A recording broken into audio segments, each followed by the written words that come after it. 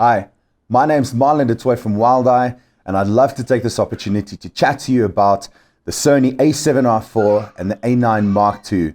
Now, a discussion that I've often had and a question that I very often get is which one of these two cameras would be best for you as a wildlife photographer? Which one should you have in your bag and bring along on your next African adventure?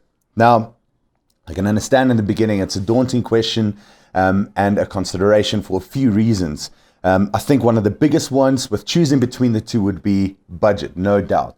It's not a cheap exercise, and certainly not everyone can afford to have both of these cameras in hand on safari.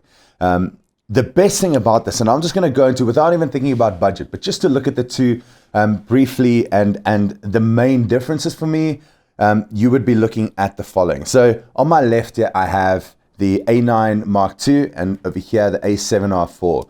Now this one's a bit bigger because I have the battery grip attached, which I'll get to in a few seconds. But other than that, at the moment, the only differences between the two visually would be that the A9 Mark II here has these buttons on the front here.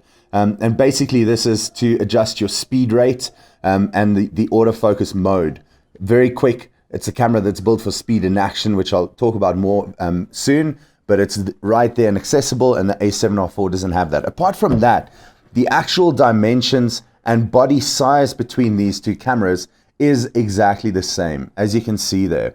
And that is brilliant. That's exactly what you want. And one of the reasons why I love this system so much is the fact that you can shoot with both of these, pick up the one, pick up the other, and everything feels the same. Everything is familiar, and you're able to hardly change a thing. So apart from settings, everything is right where you expect it to be. You're not going from a pro body to a lesser pro body. Both these cameras are designed for professionals and people who are serious at taking their photography to the next level. And because of that, you have all the buttons on both of them the same. Fantastic, guys. That is a game changer, I promise you. So from a photographic point of view, fantastic design. Well done, Sony, in my opinion.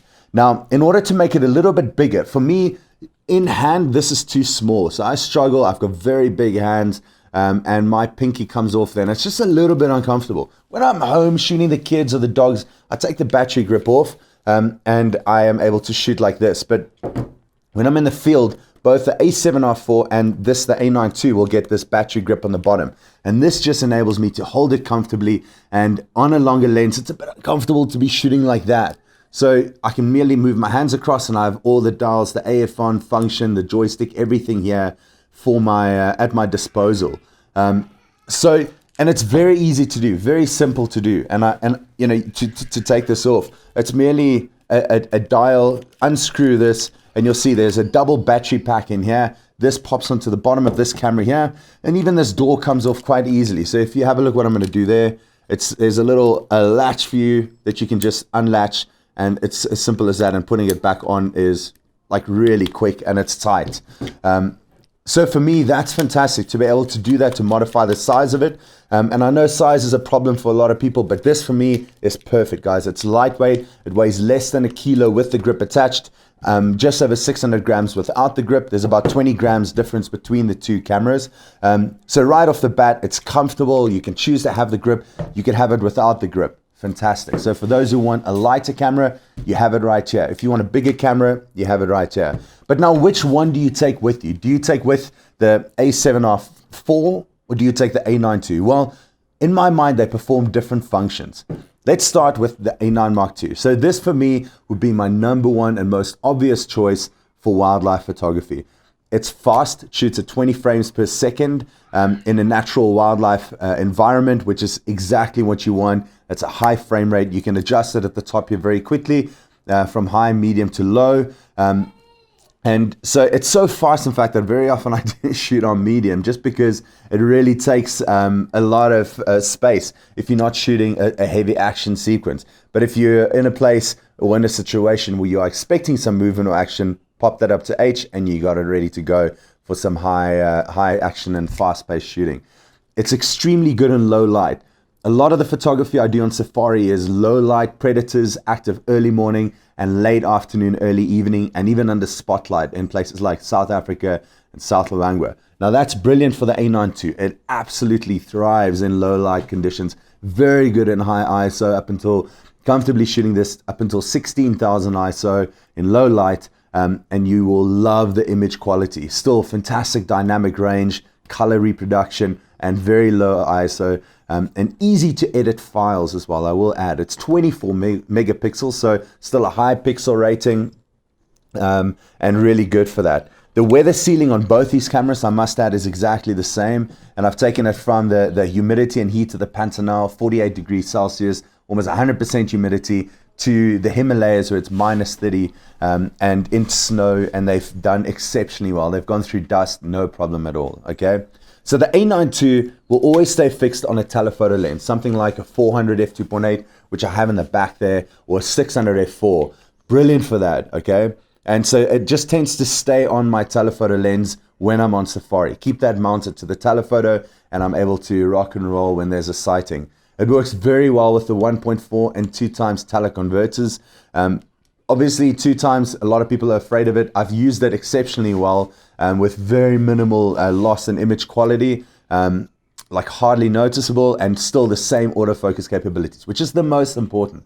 On a traditional DSLR, that's the first thing that goes when you put the 2 times on, is the loss in performance in autofocus. Okay, so A9II, fantastic for wildlife, for action, for sports. High frame rate, incredible autofocus system, guys. I can't even explain that enough. The autofocus system on this is something that I'll dedicate an entire video to, but it will blow your mind.